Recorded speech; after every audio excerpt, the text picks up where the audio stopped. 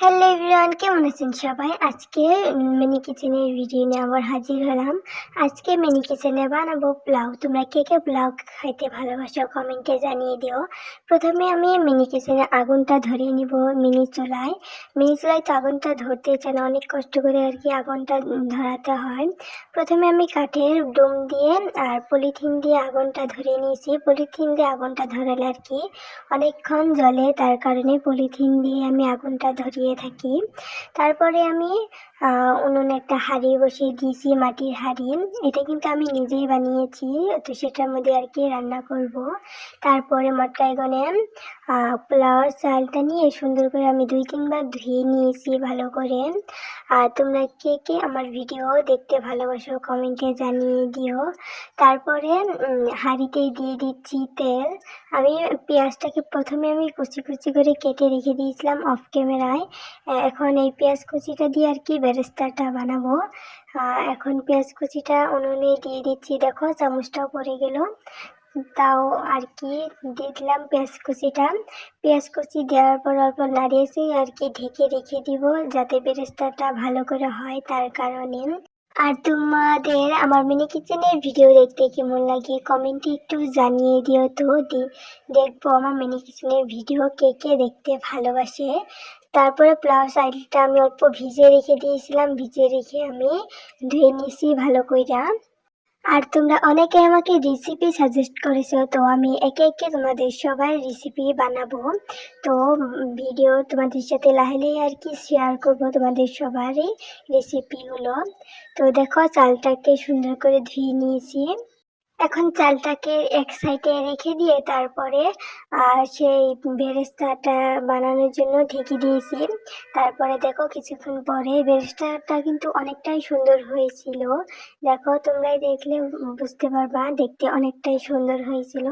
মাটির হাঁড়িতে এত সুন্দর বেরেস্তা হবে আমি ভাবতেই পারিনি। তাও দেখো কত সুন্দর হয়েছে বেরেস্তাগুলো। আর তোমাদের পোলাও খেতে কেমন লাগে সেটাও কিন্তু জানাতে ভুলবে না।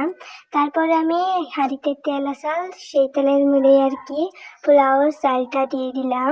আর দেখো মিনি কিচেনে উনুনের আর কি আগুনটা আবার নিভে গেছে, আবার জ্বালিয়ে নিলাম।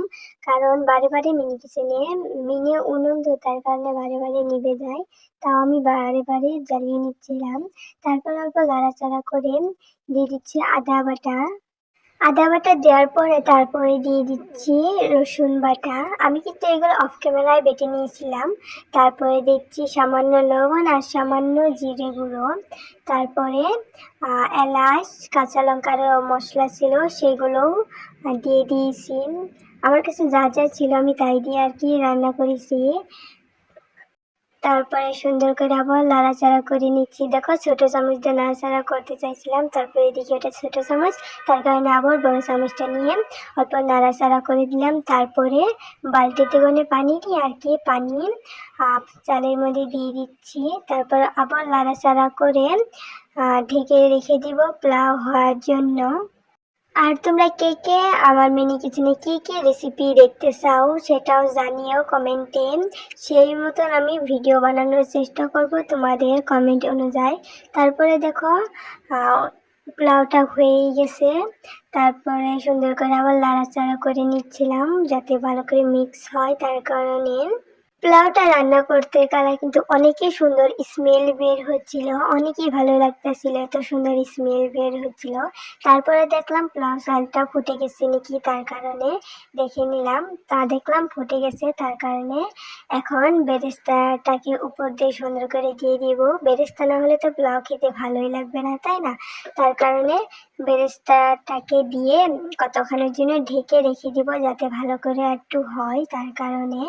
এখন বেরেস্তাটা দেওয়া হয়ে গেছে, এখন অল্প টাইমের জন্য ঢেকে রেখে দিব উনুনে আগুন ধরিয়ে আর কি। আর হ্যাঁ, আমার সাথে কিন্তু একটা ঘটনা ঘটে গেছে, সেটা হলো আমি আলু কেটে রেখে দিয়েছিলাম, ভাবছিলাম পোলাওর মধ্যে আলু দিব, খেতে কেমন হয় দেখবো, কিন্তু আমার আলু দিতে ভুলেই গেছি। যখন এডিট করতে বসলাম তখন আর কি খেয়াল করলাম সেটা। যাই হোক, তাও আলু ছাড়াও কিন্তু অনেকটাই ভালো হয়েছিল। আমি জানি না পোলাওর মধ্যে আলু দেয় কি না, তাও ভাবছিলাম দিলে কেমন হবে টেস্ট, তাই দেখতে চাইছিলাম, কিন্তু কি হবে, মন নাই তো, তার কারণে আর দেওয়া হলো না। তারপরে দেখো পোলাওটা হয়ে গেছে, এখন নামিয়ে নিচ্ছি, নামিয়ে এখন খাবো। খেতে কিন্তু অনেকটাই মজা হয়েছিল এই পোলাওটা। দেখো দেখতে কিন্তু অনেকটাই সুন্দর লাগতেছে এই পোলাওটা। আর তোমাদের কাছে এই মিনি কিচেনের ভিডিওটা কেমন লেগেছে কমেন্টে জানিয়ে দিও। দেখো দেখতে কিন্তু অনেকটাই কিউট লাগতেছে এই পোলাওটা, অনেক লবণীয় আর কি। আমি এখন খেয়ে দেখি কেমন হয়েছে, তাড়াতাড়ি খাই। খেতে কিন্তু অনেকটাই মজা হয়েছিল। টাটা।